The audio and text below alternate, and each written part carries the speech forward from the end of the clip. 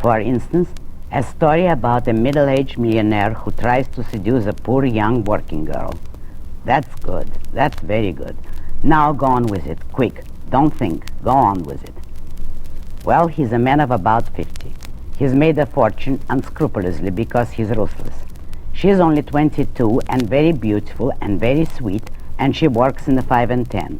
Yes, in the 5 and 10. And he owns it.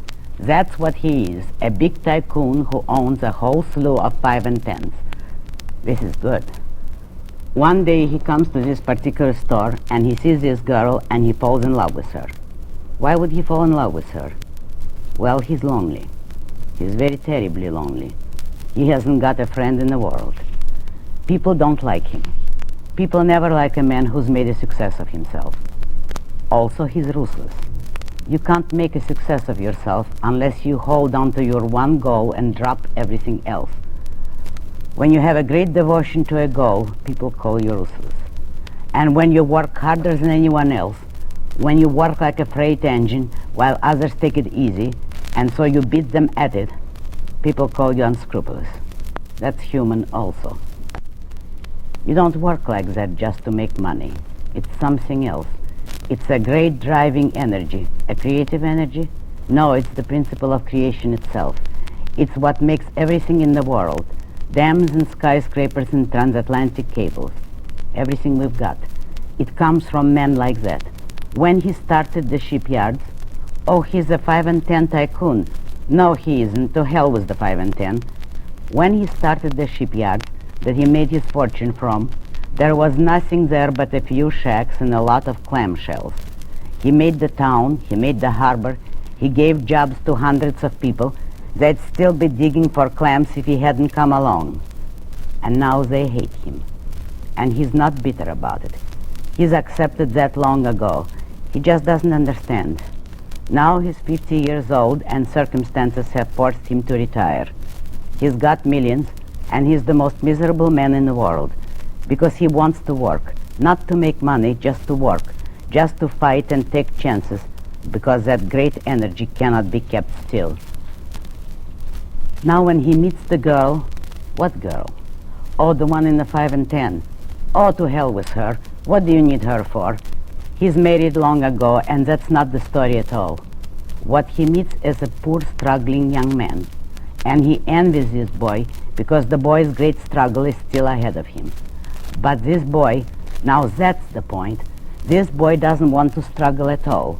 He's a nice, able, likable kid, but he has no real driving desire for anything.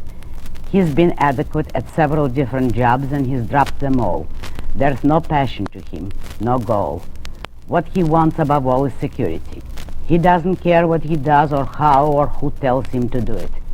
He's never created anything. He's given nothing to the world and he never will. But he wants security from the world.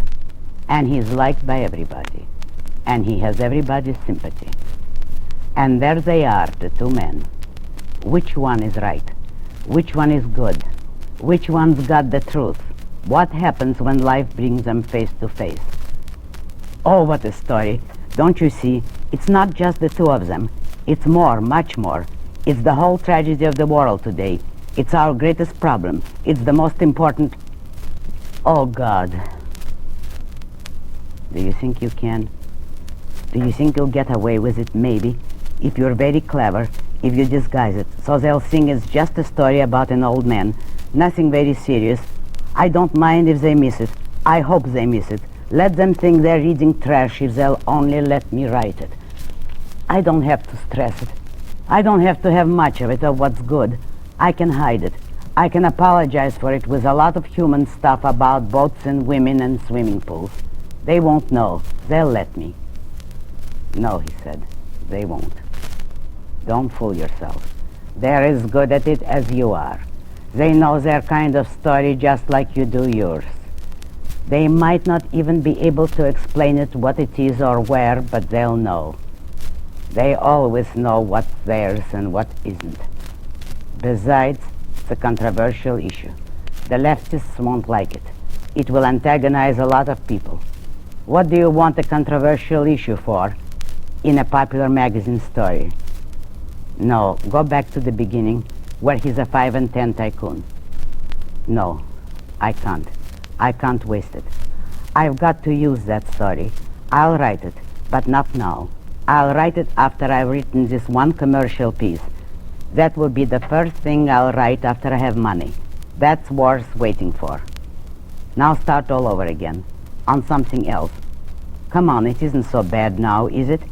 You see, it wasn't difficult at all, thinking. It came by itself. Just start on something else.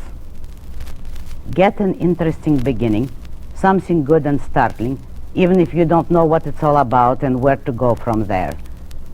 Suppose you open with a young girl who lives on a rooftop in one of those storerooms above a loft building, and she's sitting there on the roof, all alone.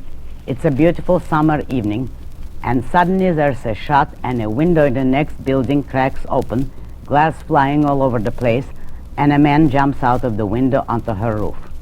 There. You can't possibly go wrong on that. It's so bad that it's sure to be right. Well, why would a girl live in a loft building? Because it's cheap. No, the YWCA would be cheaper. Or sharing a furnished room with a girlfriend. That's what a girl would do. No, not this girl. She can't get along with people. She doesn't know why, but she can't. So she'd rather be alone. She's been very much alone all her life. She works in a huge, busy, noisy, stupid office. She likes her rooftop because when she's there alone at night, she has the whole city to herself, and she sees it not as it is, but as it could have been, as it should have been. That's her trouble, always wanting things to be what they should be and never are. She looks at the city, and she thinks of what's going on in the penthouses, little islands of light in the sky, and she thinks of great, mysterious, breath-stopping things, not of cocktail parties and drunks in bathrooms and kept women with dogs. And the building next door, it's a smart hotel, and there's this one large window right over her roof, and the window is of frosted glass because the view is so ugly. She can't see anything in that window, only the silhouettes of people against the light, only the shadows. And she sees this one man there. He's tall and slender, and he holds his shoulders as if he were giving orders to the whole world. And he moves as if that were a light and easy job for him to do. And she falls in love with him, with his shadow. She's never seen him, and she doesn't want to. She doesn't know anything about him, and she never tries to learn. She doesn't care. It's not what he is. It's what she thinks of him as being. It's a love without future, without hope or the need of hope, a love great enough to find happiness in nothing but its own greatness, unreal, inexpressible, undemanding, and more real than anything around her.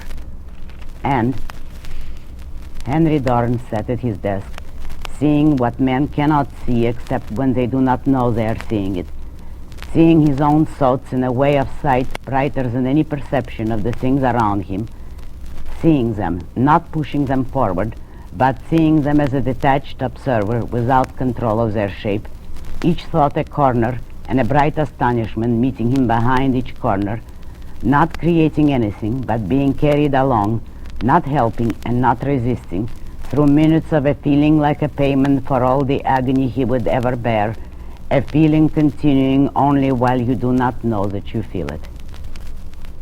And then, that evening, she's sitting alone on the roof, and there's a shot, and the window is shattered, and that man leaps out onto her roof. She sees him for the first time, and this is the miracle.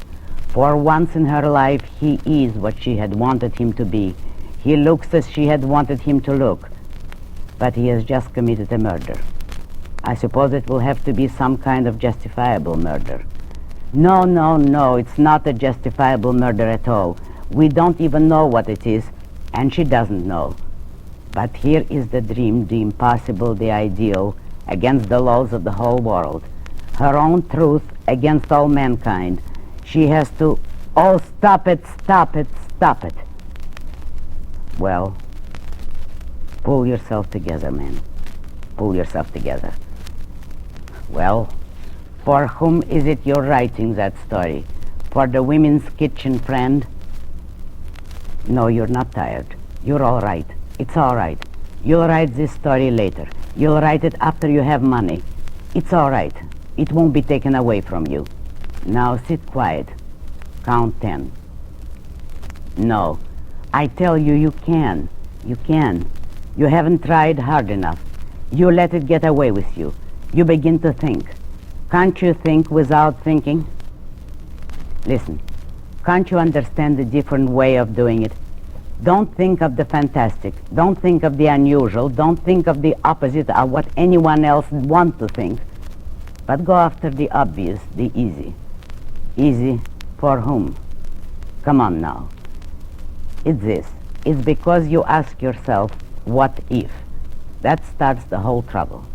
What if it's not what it seems to be at all? Wouldn't it be interesting if? That's what you do, and you mustn't. You mustn't think of what would be interesting.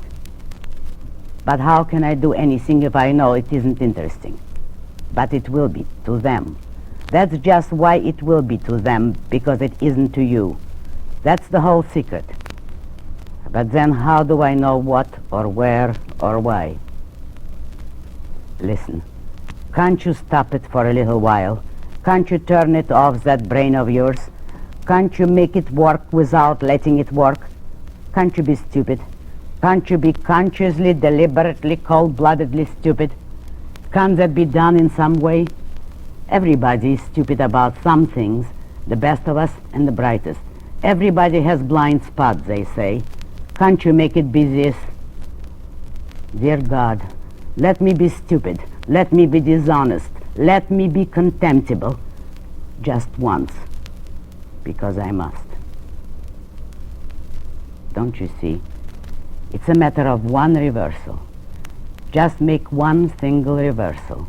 Instead of believing that one must try to be intelligent, different, honest, challenging, that one must do the best possible to the best of one's ability, and then stretch it some more to do still better, believe that one must be dull, stale, sweet, dishonest, and safe. That's all. Is that the way other people do it? No, I don't think so. They'd end up in an insane asylum in 6 months. Then what is it? I don't know. It isn't that, but it works out like that. Maybe we were told from the beginning to reverse it, but we aren't. But some of us get wise to it early, and then they're all right. But why should it be like that? Why should we... Drop it. You're not settling moral problems. You're writing a commercial story. All right. Quick and cold now. Hold yourself tight and don't let yourself like the story. Above all, don't let yourself like it. Let's make it a detective story, a murder mystery. You can't possibly have a murder mystery with any serious meaning. Come on, quick, cold, and simple. There must be two villains in a mystery story, the victim and the murderer, so nobody would feel too sorry for either of them. That's the way it's always done. Well, you can have some leeway on the victim, but the murderer's got to be a villain. Now the murderer must have a motive. It must be a contemptible motive. Let's see. I've got it. The murderer is a professional blackmailer who's holding a lot of people in his clutches, and the victim is the man who's about to expose him, so the blackmailer kills this man. That's as low a motive as you could imagine. There's no excuse for that. Or is there? What if? Wouldn't it be interesting if you could prove that the murderer was justified? What if all those people he blackmails are utter lies, the kinds that do horrible things but just manage to remain within the law, so there's no way of defending yourself against them? And this man chooses deliberately to become a crusading blackmailer. He gets things on all those people and he forces them to do justice. A lot of men make careers for themselves by knowing where some body or other is buried. Well, this man goes out after such bodies, only he doesn't use them for personal advancement. He uses them to undo the harm these people are doing. He's a Robin Hood of blackmail. He gets them in the only way they can be gotten. For instance, one of them is a corrupt politician, and the hero, no, the murderer. No, the hero gets the dope on him and forces him to vote right on a certain measure. Another one is a big Hollywood producer who's ruined a lot of lives, and the hero makes him give a talented actress a break without forcing her to become his mistress. Another one is a crooked businessman, and the hero forces him to play straight. And when the worst one of the lot, what's the worst one of the lot? A hypocritical reformer, I think. No, that's dangerous to touch, too controversial. Oh, what the hell. When this reformer traps the hero and is about to expose him, the hero kills him. Why shouldn't he? And the interesting thing about the story is that all those people will be presented just as they appear in real life. Nice people, pillars of society, liked, admired, and respected. And the hero is just a hard, lonely kind of outcast. Oh, what a story. Prove that. Prove what some of our popular people are really like. Blow the lid off society. Show it for what it's worth. Prove that the lone wolf is not always a wolf. Prove honesty and courage and strength and dedication. Prove it through a blackmailer and a murderer. Have a story with a murderer for a hero and let him get away with it. A great story, an important story which... Henry Dorn sat very still, his hands folded in his lap, hunched, seeing nothing, thinking of nothing. Then he pushed the sheet of blank paper aside and reached for the Times Help Wanted ad.